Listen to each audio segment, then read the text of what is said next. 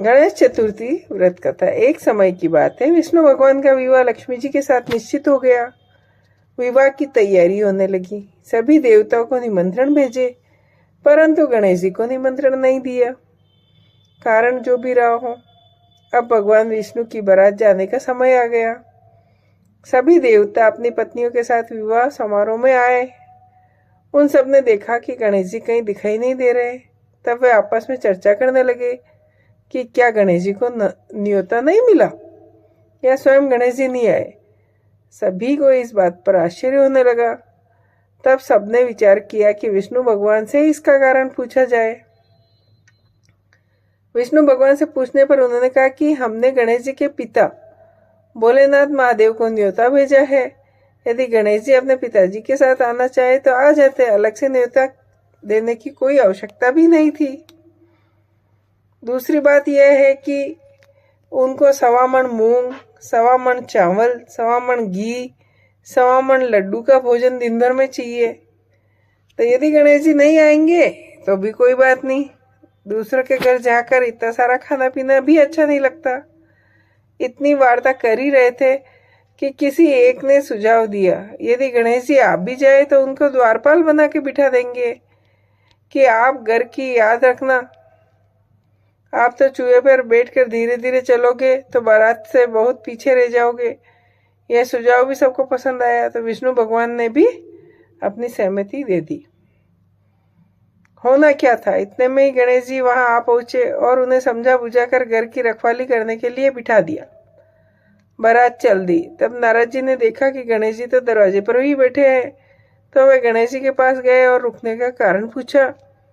गणेश जी कहने लगे, विष्णु भगवान ने मेरा बहुत अपमान किया। नारद जी ने कहा कि आप अपनी मूषक सेना को आगे भेज दें तो वह रास्ता खोद देगी, जिससे उनके वाहन धरती में धंस जाएंगे। तब आपको सम्मान पूर्वक बुलाना पड़ेगा।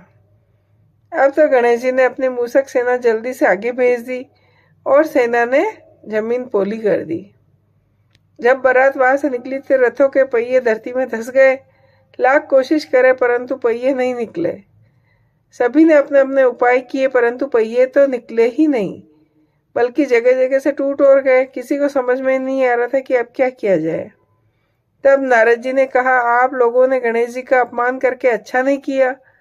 यदि उन्हें मनाकर लाए तो आपका कार्य सिद्ध हो सकता है और यह संकट टल सकता है।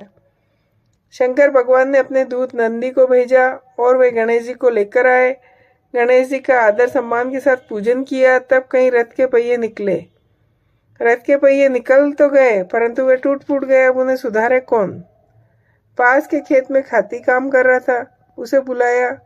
खाती अपना कार्य करने से पहले श्री गणेशाय नमः कह के गणेश जी की वंदना मन ही मन करने लगा। देखते ही देखते खाती ने सभी पहियों को ठीक कर दिया। तब खाती कहने लगा कि हे देवताओं, आपने सर्वप्रथम गणेश जी को नहीं मनाया होगा, न ही उनकी पूजा की होगी, इसलिए तो आपके साथ ये संकट आया है। हम तो अज्ञानी हैं, फिर भी पहले गणेश जी को पूजते हैं, उनका ध्यान करते हैं।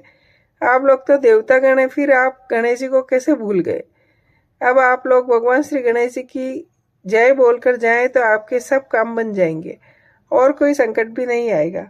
ऐसा कहते हुए बारात वहां से चल दी और विष्णु भगवान का लक्ष्मी जी के साथ विवाह संपन्न करा के सभी सकुशल लौट आए।